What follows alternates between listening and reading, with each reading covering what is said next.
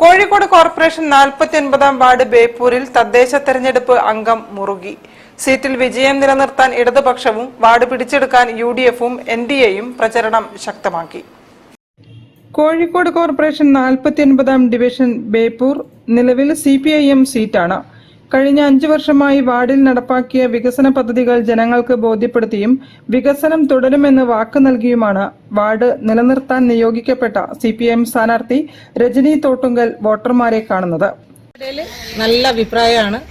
നമ്മൾ ചെയ്ത പ്രവൃത്തികളൊക്കെ ആൾക്കാർ നമ്മൾ വോട്ട് ചോദിച്ച് പോകുമ്പോൾ തന്നെ ഇങ്ങോട്ട് പറയുന്നത് തന്നെയാണ്. നിങ്ങൾ നടത്തിയ വികസന പ്രവർത്തനം കൊണ്ട് തന്നെ നിങ്ങൾക്ക് 100% വിജയം ഉറപ്പാണെന്നുള്ള ജനങ്ങളുടെ അടുത്ത് നിന്നുണ്ടാവുന്ന ഒരു ആത്മവിശ്വാസം ഉണ്ടല്ലോ, അതാണ് എനിക്ക് ഏറ്റവും കൂടുതൽ സന്തോഷം നമ്മൾ നടത്തിയ പ്രവർത്തനങ്ങൾ. ജനാധിപത്യ മഹിളാ അസോസിയേഷൻ പ്രവർത്തക, CPIM ബേപ്പൂർ ലോക്കൽ കമ്മിറ്റി അംഗം, നിലവിലെ കൗൺസിലർ തുടങ്ങിയ നിലകളിൽ പരിചയസമ്പന്നത ഉണ്ടെങ്കിലും വിജയിക്കാൻ കഠിന പരിശ്രമം ആവശ്യമാണ് വാർഡ് 49-ൽ. UDF സ്ഥാനാർത്ഥി KK സുരേഷ് തദ്ദേശ ഭരണ നിർവഹണത്തിൽ പരിചയസമ്പന്നനാണ്. നഗരസഭകളിലെ ഔദ്യോഗിക സേവനത്തിന് ശേഷം പൊതുരംഗത്തേക്കിറങ്ങിയ KK സുരേഷ് കോവിഡ് വ്യാപന വേളയിൽ ജനങ്ങൾക്കൊപ്പം ഉണ്ടായിരുന്നു.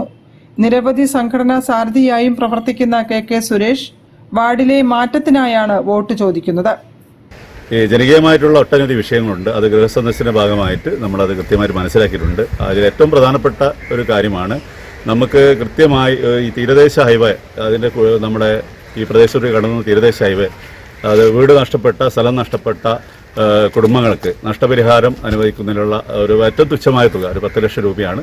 അപ്പോൾ ഇന്നലെ ബഹുമാന്യനായ ACC മെമ്പർ രമേശ് ചെന്നിത്തല വന്ന് പറഞ്ഞിട്ടുള്ളത് തീരദേശ ഹൈവേ എന്നുള്ള ഒരു നടപടി തന്നെ നമ്മൾ നിർത്തിവെച്ചുകൊണ്ട് തീരദേശ മേഖലയിലെ ജനങ്ങൾക്ക് സംരക്ഷണം നൽകുന്നതാണ് പറഞ്ഞിട്ടുള്ളത്.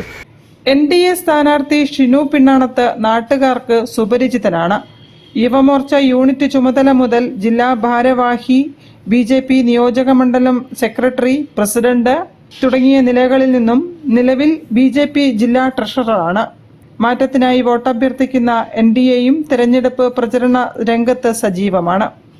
ഓരോ വീടാന്തരം കയറി ഇറങ്ങുന്ന സമയത്ത് കേന്ദ്ര പദ്ധതികൾ ഒന്നും അറിയാത്ത ജനങ്ങളാണ് ഈ വാർഡിൽ താമസിച്ചുകൊണ്ടിരിക്കുന്നത്. അതൊന്നും പറഞ്ഞു കൊടുക്കാൻ ജനപ്രതിനിധികൾ ആരും ഈ വാർഡിലേക്ക് എത്തിപ്പെടുന്നില്ല, ഈ വീടുകളിലേക്ക് ഇറങ്ങി ചെല്ലുന്നില്ല എന്നുള്ളതാണ് വാസ്തവം. ഭാരതീയ ജനതാ പാർട്ടിയുടെ സ്ഥാനാർത്ഥി, NDAയുടെ സ്ഥാനാർത്ഥി എന്നുള്ള നിലയ്ക്ക് എനിക്ക് ഈ നാട്ടിലെ വോട്ടർമാരോട് പറയാനുള്ളത്, എല്ലാ കേന്ദ്ര പദ്ധതികളും അടുത്ത 5 വർഷത്തിനുള്ളിൽ ഈ വാർഡിൽ എത്തിക്കുക എന്നുള്ളതാണ് ഞാൻ ജയിച്ചു കഴിഞ്ഞാൽ എനിക്ക് നിങ്ങൾക്ക് നൽകാനുള്ള ഉറപ്പ്. വോട്ടർമാർ ബൂത്തുകളിലേക്ക് എത്താൻ ദിവസങ്ങൾ മാത്രമേ ഇനിയുള്ളൂ.